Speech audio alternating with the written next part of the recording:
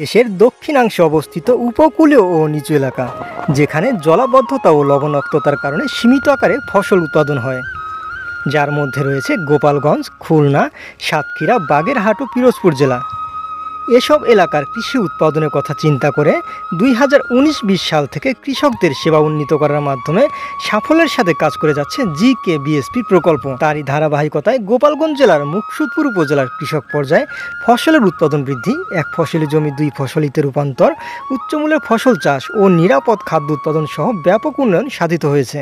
আমরা কৃষি অফিস এবং এই প্রকল্পকে ধন্যবাদ জানাই এমন সুন্দর একটা প্রযুক্তি উপহার দেওয়ার। যেখানে সেচের পানির অভাবে ফসল উৎপাদন ব্যাহত হতো, সেখানে বাড়ির পাইপ স্থাপনের মাধ্যমে জমির পানি সংকট দূর হয়ে উৎপাদিত হচ্ছে ফসল। আগে ড্রেন কাইটে জল আনা লাগতো, এখন ড্রেন কাইটে জল আনা লাগে না, মাটির নিচে পাইপ আছে এবং আমাদের জমি আলাগানো থাকে না। এছাড়াও ফল চাষিদের মধ্যে এই প্রকল্প ব্যাপক সাড়া ফেলেছে। উপজেলা কৃষি অফিস মুকসুদপুরের সহায়তা ও প্রশিক্ষণ প্রাপ্ত হয়ে গড়ে তুলেছেন অনেকেই ফল বাগান, যার মধ্যে অন্যতম সফল চাষি জনাব ওহিদুজ্জামান বকুল। সুন্দর চমৎকার ফলন আল্লাহ তাআলা দিয়েছে, একেবারে ফ্রেশ এবং সম্পূর্ণ বিষ মুক্ত। কয়েক বছর আগে এই বাগান করার জন্য আগ্রহী হই, GKBSP প্রকল্পের মাধ্যমে আমাকে ট্রেনিং দেয় এবং একটা আম বাগানের প্রদর্শন। তিনি প্রথমে এই প্রকল্পের সহায়তায় আম বাগান শুরু করেন, এরপর তিনি প্রশিক্ষণ ও পরামর্শ পেয়ে ব্যাপক আকারে ফল বাগান গড়ে তোলেন। আমার এই বাগানে প্রায় 15 প্রজাতি 5000 গাছ আছে।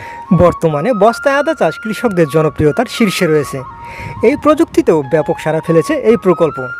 আমার এই জায়গাটা একটা ছায়াযুক্ত জায়গা, অনাবাদী জায়গা। আমি এখানে কৃষি অফিসে শরণাপন্ন হই। আমি এখানে কী করতে পারি, কৃষি অফিসে থেকে প্রশিক্ষণ দিয়েছে এবং প্রশিক্ষণ পেয়ে আমি উদ্বুদ্ধ হয়েছি এবং উদ্বুদ্ধ হয়ে এই কাজটি শুরু করেছি।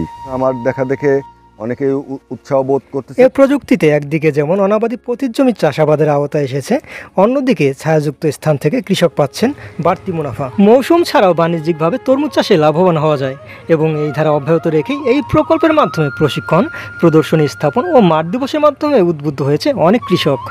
সিজন ছাড়া তরমুজ চাষ করা যায়, পাওয়া যায়, এ বিষয়ে আমাদের অ্যাকচুয়ালি কোনো অভিজ্ঞতা ছিল না।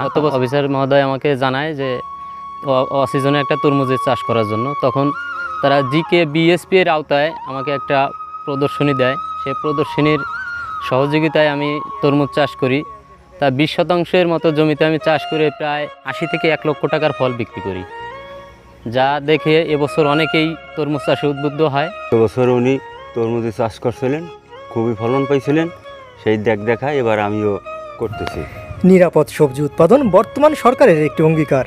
এই অঙ্গীকারকে সামনে রেখে জৈবিক পদ্ধতিতে ফসল উৎপাদনে GKBSP প্রকল্পের অবদান অপরিসীম। কৃষকদের নিরাপদ সবজি উৎপাদনের উপর প্রশিক্ষণ ও জৈব সার উৎপাদনের মাধ্যমে কর্মসংস্থান সৃষ্টিতে যুগোপযোগী ভূমিকা রেখেছে এই প্রকল্প, যার প্রেক্ষিতে মুকসুদপুর উপজেলার বিভিন্ন স্থানে গড়ে উঠেছে কম্পোস্ট উৎপাদনকারী গ্রাম। তার মধ্যে উজানি, নারায়ণপুর ও পশারগাতি উল্লেখযোগ্য। ধান চাষের অভাবনীয় পরিবর্তনেও রয়েছে এই প্রকল্পের ব্যাপক অবদান। নতুন নতুন জাত সম্প্রসারণ, যেমন বোরো মৌসুমের ক্ষেত্রে রয়েছে বৃধান 89, বৃধান 100 ও বীনাধান 25, আউশ মৌসুমে বৃধান 48, বৃধান 98 ও বৃধান 106, আমন মৌসুমে রয়েছে বৃধান 87 ও বীনাধান 17, যা ধান চাষাবাদে বৈপ্লবিক পরিবর্তন এনেছে। শুধু উপসি ধানই নয়, হাইব্রিড ধানের নতুন নতুন জাত সম্প্রসারণের মাধ্যমে বৃদ্ধি পেয়েছে ফসলের উৎপাদনশীলতা। মশলা জাতীয় ফসল, চুইঝাল ও মাল্টিভিটামিন খ্যাত সজিনা চাষের সম্প্রসারণেও রয়েছে এই প্রকল্পের অনেক অবদান। এই সজনা গাছের পাতা শুকাইয়া গুঁড়ো করিয়া এটা খাই, আমি ডায়াবেটিসের উপকার পাচ্ছি। আর সজনার ফল আমরা ডালির সঙ্গে খাই, এটাও পুষ্টিকর খাদ্য। কিন্তু এটা গাছটা এটা কিন্তু এরকম মোটা হবে। মশলা হিসেবে আপনার মাংস আছে, আপনি দেখুন মাংস, গরু, খাসি, আপনার হাঁস, মুরগি প্রযোজ্য।